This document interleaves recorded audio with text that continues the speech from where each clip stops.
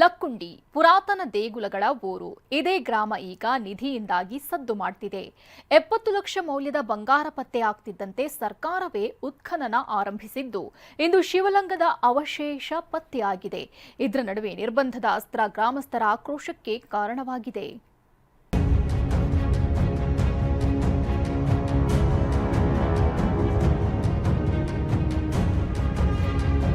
ಆ ಉತ್ಖನನದಲ್ಲಿ ಏನಾದರೂ ಕುರುಹುಗಳು ಪತ್ತೆಯಾದರೆ ಖಂಡಿತವೂ ಕೂಡ ಸ್ಥಳಾಂತರಕ್ಕೆ ಎಲ್ಲ ನಮ್ಮ ಗ್ರಾಮಸ್ಥರು ಒಪ್ಪಿಗೆ ಪಡೆದು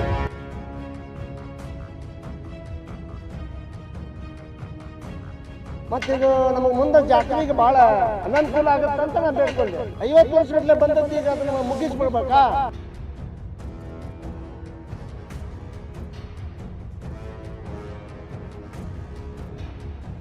ಐತಿಹಾಸಿಕ ನೆಲದಲ್ಲಿ ಇಂಚಿಂಚು ಶೋಧ, ಮಣ್ಣಿನ ಕಣ ಕಣದಲ್ಲೂ ಪರಿಶೀಲನೆ. ಕಲ್ಲನ್ನೂ ಬಿಡ್ತಿಲ್ಲ, ಮಡಿಕೆ ಚೂರುಗಳನ್ನೂ ಬಿಡ್ತಿಲ್ಲ. ಎಲ್ಲವನ್ನೂ ಸಂಗ್ರಹಿಸ್ತಿರೋ ಕಾರ್ಮಿಕರು ಅಧಿಕಾರಿಗಳ ಕೈಗಿಡ್ತಿದ್ರು. ಅಷ್ಟಕ್ಕೂ ನಿಧಿಯ ತವರೂರು ಲಕ್ಕುಂಡಿಯಲ್ಲಿ ನಿನ್ನೆಯಿಂದ ಉತ್ಖನನ ಆರಂಭವಾಗಿದ್ದು 2ನೇ ದಿನವೇ ಪ್ರಾಚ್ಯ ಅವಶೇಷ ಪತ್ತೆಯಾಗಿದೆ.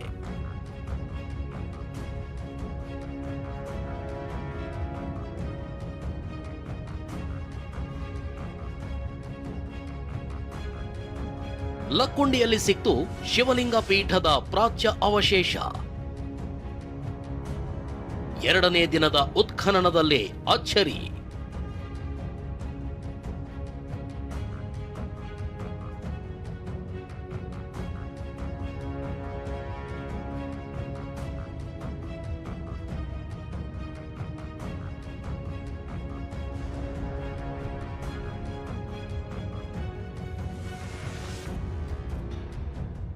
ಬಂಗಾರದ ಯುಗ.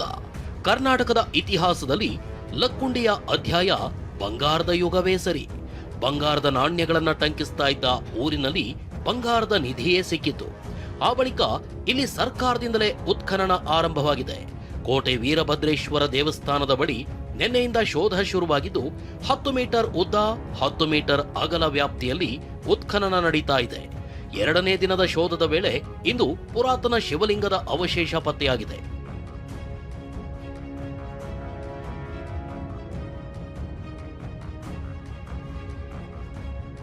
ಶಿವಲಿಂಗದಿಂದ ನೀರು ಹರಿಯೋ ರೀತಿಯ ಶಿಲಾಕೃತಿ ಪತ್ತೆಯಾಗಿದೆ. ಜೊತೆಗೆ ಒಡೆದ ಮಣ್ಣಿನ ಮಡಿಕೆಯ ತುಣುಕುಗಳು ಕೂಡ ಪತ್ತೆಯಾಗಿದ್ದು ಎಲ್ಲವನ್ನೂ ಸಂಗ್ರಹಿಸಲಾಗಿದೆ. ಬೆಳಗ್ಗೆಯಿಂದ ಆರಂಭವಾಗಿದ್ದ ಶೋಧ ಕಾರ್ಯ ಸಂಜೆ 5 ಗಂಟೆಗೆ ಅಂತ್ಯವಾಗಿದ್ದು ಮತ್ತೆ ನಾಳೆ ಬೆಳಗ್ಗೆ 8 ಗಂಟೆಗೆ 3ನೇ ದಿನದ ಶೋಧ ನಡೆಯಲಿದೆ. ಲಕ್ಕುಂಡಿಯ ಉತ್ಖನನ ಸ್ಥಳ ನಿರ್ಬಂಧಿತ ಪ್ರದೇಶ. ಇನ್ನು ನಿಧಿ ಸಿಕ್ಕ ಬಳಿಕ ಲಕ್ಕುಂಡಿಗೆ ಜನ ತಂಡೋಪತಂಡವಾಗಿ ಬರ್ತಿದ್ದಾರೆ. ಅದರಲ್ಲೂ ಶೋಧ ಆರಂಭಿಸ್ತಾ ಇದ್ದಂತೆ ಗ್ರಾಮಸ್ಥರು ಇಲ್ಲೇ ಠಿಕಾಣಿ ಹೂಡಿದ್ದಾರೆ. ಗೊಂದಲ ಆಗಬಾರದು ಅನ್ನೋ ಕಾರಣಕ್ಕೆ ಉತ್ಖನನ ಸ್ಥಳವನ್ನ ನಿರ್ಬಂಧಿತ ಪ್ರದೇಶ ಅಂತ ಘೋಷಿಸಿ ಜಿಲ್ಲಾಧಿಕಾರಿ ಸಿಎನ್ ಶ್ರೀಧರ್ ಆದೇಶ ಹೊರಡಿಸಿದ್ದಾರೆ. ಲಕ್ಕುಂಡಿಯ ಉತ್ಖನನ ಸ್ಥಳವನ್ನ ನಿರ್ಬಂಧಿತ ಪ್ರದೇಶ ಅಂತ ಘೋಷಣೆ ಮಾಡಲಾಗಿದೆ. ಹೀಗಾಗಿ ಲಕ್ಕುಂಡಿ ಕೋಟೆ ವೀರಭದ್ರೇಶ್ವರ ದೇಗುಲದ ಬಳಿ ಸಾರ್ವಜನಿಕರು ಫೋಟೋಗ್ರಫಿ, ವಿಡಿಯೋ ಚಿತ್ರೀಕರಣ ಮಾಡುವಂತಿಲ್ಲ. ಉತ್ಖನನ ಕಾರ್ಯ ಪೂರ್ಣ ಆಗೋವರೆಗೂ ನಿರ್ಬಂಧ ಜಾರಿಯಲ್ಲಿರಲಿದೆ.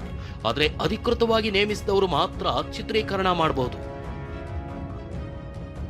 ನಿರ್ಬಂಧಿತ ಪ್ರದೇಶದ ಆದೇಶಕ್ಕೆ ಗ್ರಾಮಸ್ಥರ ಆಕ್ರೋಶ. ವೀರಭದ್ರೇಶ್ವರ ಜಾತ್ರೆ ಮಾಡೋದು ಹೇಗೆ ಅಂತ ಪ್ರಶ್ನೆ. ಜಿಲ್ಲಾಡಳಿತದ ನಿರ್ಬಂಧ ಆದೇಶಕ್ಕೆ ಗ್ರಾಮಸ್ಥರು ಆಕ್ರೋಶ ಹೊರಹಾಕಿದ್ದಾರೆ. ಅದರಲ್ಲೂ ಮಾರ್ಚ್ 30ರಿಂದ ಕೋಟೆ ವೀರಭದ್ರೇಶ್ವರ ಜಾತ್ರೆ ಆರಂಭವಾಗಲಿದೆ.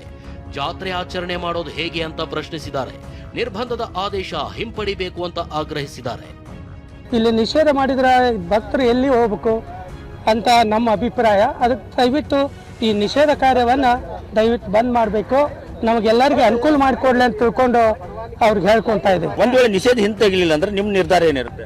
ನಾವೆಲ್ಲ ಭಕ್ತರು ಕೂಡ್ಕೊಂಡು ಮುಂದೆ ಒಂದು ಸ್ಟ್ರೈಕ್ ಮಾಡುವಂತ ಇದನ್ನ ಮಾಡಿ.